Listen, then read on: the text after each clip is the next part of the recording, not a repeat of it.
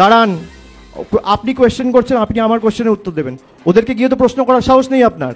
আর এর জন্য দায় বিজেপির। আরজি করের ঘটনার জন্য মমতা বন্দ্যোপাধ্যায় দায়ী। যদি দায়ী থাকে, সবাই সুরক্ষিত। আর এর জন্য দায় বিজেপির। অপরাজিতা বিল পাস করছে না কেন? প্রশ্ন করুন না। ওদেরকে গিয়ে তো প্রশ্ন করার সাহস নেই আপনার। অপরাজিতা বিল পাস করছে না কেন? আপনি আগে উত্তর দিন। আপনি উত্তর দিন। দাঁড়ান, আপনি কোয়েশ্চেন করছেন, আপনি আমার কোয়েশ্চেনের উত্তর দেবেন।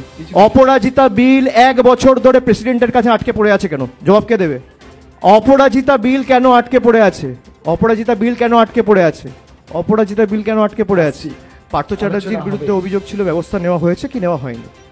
একই দিকে আপনি দেখুন হিমন্ত শর্মার বিরুদ্ধে ব্যবস্থা নেওয়া হয়েছে অভিযোগ ওঠার পরে, হ্যাঁ কি না? একইভাবে আপনি দেখুন শুভেন্দু অধিকারীর বিরুদ্ধে ব্যবস্থা নেওয়া হয়েছে, হ্যাঁ কি না? একইভাবে আপনি দেখুন অজিত পাওয়ারের বিরুদ্ধে ব্যবস্থা নেওয়া হয়েছে, হ্যাঁ কি না? আর সুরক্ষার কথা যখন আপনি বলছেন, আপনি যেভাবে আমাকে এই প্রশ্নটা করলেন, ওই স্টেটে কি একই প্রশ্ন করে আসুন না, তারপর বাংলার সুরক্ষার কথা বলবেন।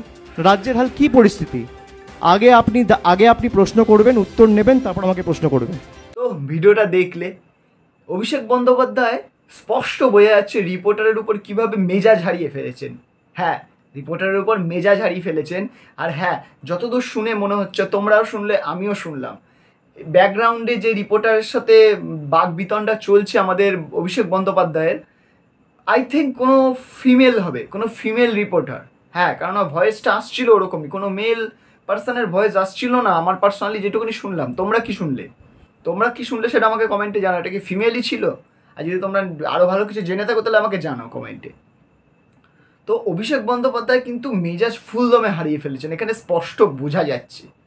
আচ্ছা, এই যে মেজাজটা হারিয়ে ফেলে কোশ্চেনগুলো করছিলেন, এই যে অপরাজিতা যেটা কি একটা বললো প্রজেক্ট, এই অপরাজিতা প্রজেক্টটা কি আসলে? আমি কিন্তু জানি না ব্যাপারটা। তোমরা কি জানো? আমি ঠিক জানি না। অপরাজিতা প্রজেক্ট, আই থিঙ্ক নামটা তো শুনে মনে হচ্ছে কোনো মেয়েদের সিকিউরিটি জাতীয় কোনো একটা প্রজেক্ট আছে, কোনো একটা ফাইল নিশ্চয়ই। এটা তো স্পষ্ট বোঝা যাচ্ছে।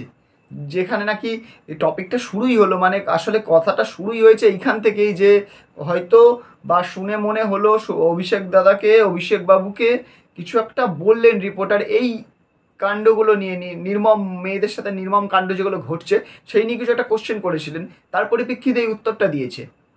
নিজের মেজাজ হারিয়ে, নিজের ক্ষেপে গিয়ে এই রকম উত্তর দিয়েছে। তো তোমরাও শুনলে, আমিও শুনলাম। শুনে আমার তো পার্সোনালি মনে হলো যে অভিষেক বন্দ্যোপাধ্যায় কিছুটা না অ্যারোগেন্ট আছে। হ্যাঁ, মানতে হবে, এটা অ্যারোগেন্ট আছে। দেখেছো, তুমি কোশ্চেন করেছো, আমি তোমাকে এবার কোশ্চেনটা করছি, আমার কোশ্চেনের আনসার, আগে আনসারটা দাও। কোথায় কোথায় কোথায় কোথায় রিপিট দিয়ে বলে যাচ্ছে রিপোর্টাররা, কিন্তু কোনো রেসপন্স দিচ্ছে না। নিজের কোশ্চেনের অ্যান্সারটা আগে চাই। একটা নেতার পাওয়ারের, মানে নেতার একটা ভয়েসের দম আছে, এই একটা কথা। কিন্তু আরজি করের যে কেসটা বললো ফার্স্টেই, যেটা শুনলে তোমরা, আরজি করের কথা বললো, এটা তো একটা আলাদাই, মানে এটার কোনো কি বলবো, এটা নিয়ে কোনো সলিউশন আমার মনে হয় না এখনো পর্যন্ত বেরিয়েছে। সঞ্জয় বলে ছেলেটা আমার তো পার্সোনালি মনে হয় না ছিল দোষী। তোমাদের কি মনে হয়? তোমাদের কি মনে হয় তোমরা আমাকে জানাও। আর অভিষেক বন্দ্যোপাধ্যায় যে মেজাজটা হারিয়ে ফেলেছেন রিপোর্টারদের উপরে, এটা কি ঠিক কাজ করেছেন, নাকি নিজেকে সংযত রাখা উচিত ছিল? তোমরা সেটা আমাকে কমেন্টে জানাও। আর ভিডিওটা ভালো লেগে থাকলে একটা লাইক করে দাও। আর হ্যাঁ, কমেন্টে জানাও। আর চ্যানেলটাকে সাবস্ক্রাইব করে দাও। হ্যাঁ, যে নিচে সাবস্ক্রাইব বাটনটা আছে, সাবস্ক্রাইবটা করে নোটিফিকেশন বেলটা বাজিয়ে দাও। দেখা হচ্ছে পরের ভিডিওতে। টাটা।